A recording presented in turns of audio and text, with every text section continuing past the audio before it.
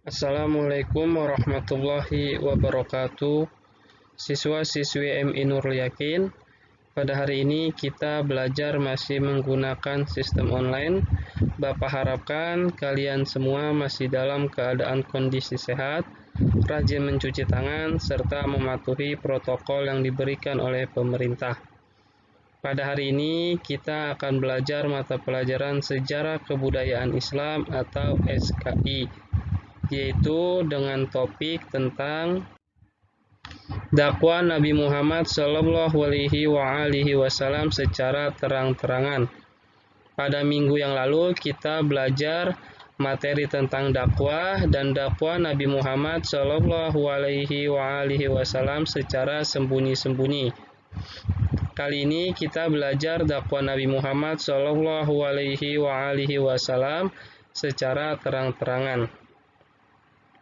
Setelah Nabi Muhammad Shallallahu Alaihi Wasallam melakukan dakwah secara sembunyi-sembunyi, turunlah ayat Quran surat Al-Hijr ayat 94 yang memerintahkan Nabi Muhammad Shallallahu Alaihi Wasallam untuk melakukan dakwah secara terang-terangan dengan arti yang berbunyi, maka sampaikanlah olehmu secara terang-terangan segala apa yang diperintahkan kepadamu dan berpalinglah dari orang-orang yang musyrik. Quran surat Al-Hijr ayat 94. Selanjutnya, Nabi Muhammad Shallallahu Alaihi Wasallam berdakwah secara terang-terangan dilakukan di Bukit Sofa dengan beberapa langkah sebagai berikut. 1. Mengundang kerabat dekat dan beberapa pembesar suku Quraisy. 2. Nabi Muhammad Shallallahu Alaihi Wasallam mengajak mereka untuk menyembah Allah Subhanahu wa Ta'ala dan bersaksi bahwa Nabi Muhammad Shallallahu Alaihi Wasallam adalah utusan Allah Subhanahu wa Ta'ala. Yang ketiga, Nabi Muhammad Shallallahu Alaihi Wasallam mengajak untuk meninggalkan kebiasaan buruk seperti mabuk-mabukan, berjudi, dan perbuatan maksiat yang lainnya. Yang keempat, serta beliau juga menunjukkan kepada mereka jalan mencapai kebahagiaan dunia dan akhirat. Selanjutnya, sejak mulai berdakwah secara terang-terangan, Nabi Muhammad Shallallahu Alaihi Wasallam mendapatkan tantangan dari kaum kafir Quraisy. Mereka takut jika pengikut Nabi Muhammad Shallallahu Alaihi Wasallam semakin banyak, maka yang akan terjadi yaitu 1. Persaingan berebut kekuasaan. 2. Hilangnya kasta. 3. Takut akan hari bangkit. 4. Hilangnya perdagangan patung. 5. Yaitu hilangnya kebebasan mereka. Selanjutnya, kita belajar tentang ketabahan Nabi Muhammad Shallallahu Alaihi Wasallam dan para sahabat dalam berdakwah. 1. Ketabahan Nabi Muhammad Shallallahu Alaihi Wasallam. Tantangan semakin keras setelah Nabi Muhammad Shallallahu Alaihi Wasallam melakukan dakwah secara terang-terangan. Tantangan tersebut antara lain berupa A. Yaitu melakukan bujukan. Kaum kafir Quraisy membujuk Abu Thalib supaya Nabi Muhammad Shallallahu Alaihi Wasallam segera menghentikan dakwanya. Abu Thalib pun membujuk Nabi Muhammad, tetapi Nabi Muhammad Shallallahu Alaihi Wasallam menolaknya dengan tegas dan berkata, "Demi Allah, seumpama matahari diletakkan supaya aku berhenti berdakwah, pasti aku tidak akan menghentikannya, sehingga Allah Subhanahu wa Ta'ala memberi kemenangan kepadaku dan aku akan binasa dalam perang." Selanjutnya, B. Melakukan pemboikotan. Kaum kafir Quraisy pun melakukan berbagai cara untuk menghentikan dakwah Nabi Muhammad Shallallahu Alaihi Wasallam. Namun kaum kafir Quraisy pun selalu menemui kegagalan dan membuatnya jengkel dan marah. Kemudian kaum kafir Quraisy pun bersepakat melakukan pemboikotan terhadap umat Islam.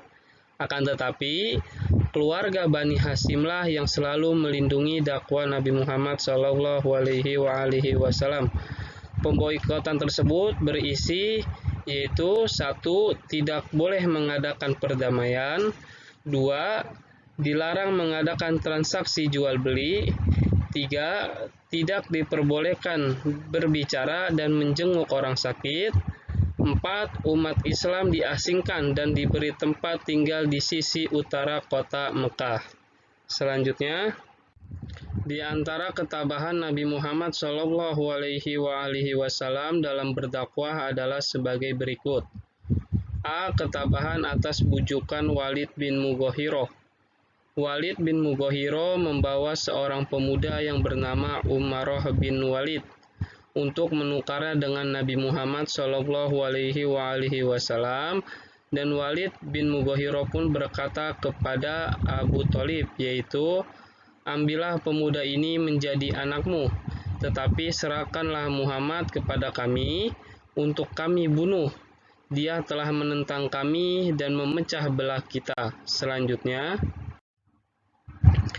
B. Ketabahan atas bujukan Utbah bin Rabi'ah, yaitu kaum kafir Quraisy pun mengirimkan Utbah bin Rabi'ah untuk menemui Nabi Muhammad SAW dan menawarkannya harta, tahta, dan wanita, dan apa saja yang diinginkan Nabi Muhammad. Akan tetapi Nabi Muhammad harus menghentikan dakwahnya tersebut, dan Nabi Muhammad pun menolaknya dengan berkata, demi Allah, biarpun mereka meletakkan matahari di tangan kananku dan bulan di tangan kiriku, aku tidak akan menghentikan dakwah agama Allah ini hingga agama menang meskipun aku binasa karenanya. Selanjutnya, C. Ketabahan atas siksaan kaum kafir Quraisy. Setelah kaum kafir Quraisy gagal dengan segala bujukannya, akan tetapi mereka mempunyai cara lain, yaitu adalah caranya sebagai berikut. 1. Melakukan kekerasan pada Nabi Muhammad SAW dan pengikutnya. 2. Yaitu mereka memperlakukan budak dengan lebih kejam daripada biasanya. Yang ketiga, kafir Quraisy menghalangi dan melempari kotoran apabila pengikut Nabi Muhammad SAW melakukan ibadah di Ka'bah. Selanjutnya, D. Ketabahan atas pemboikotan kafir Quraisy terhadap Bani Hasyim dan Bani Muthalib.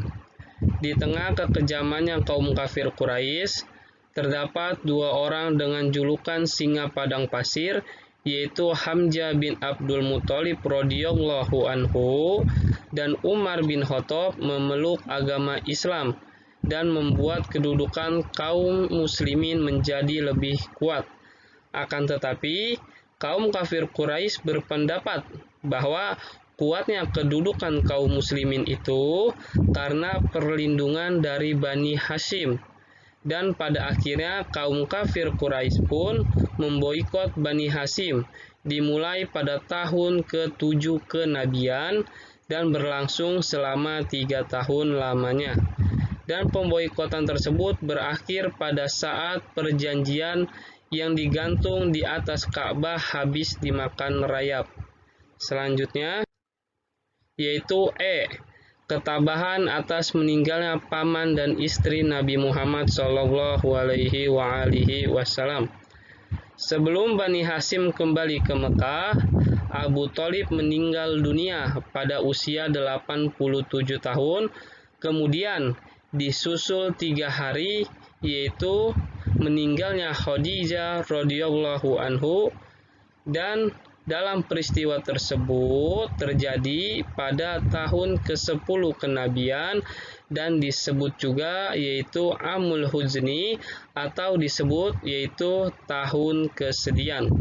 Mungkin materi ini saja yang dapat Bapak sampaikan di pertemuan kali ini.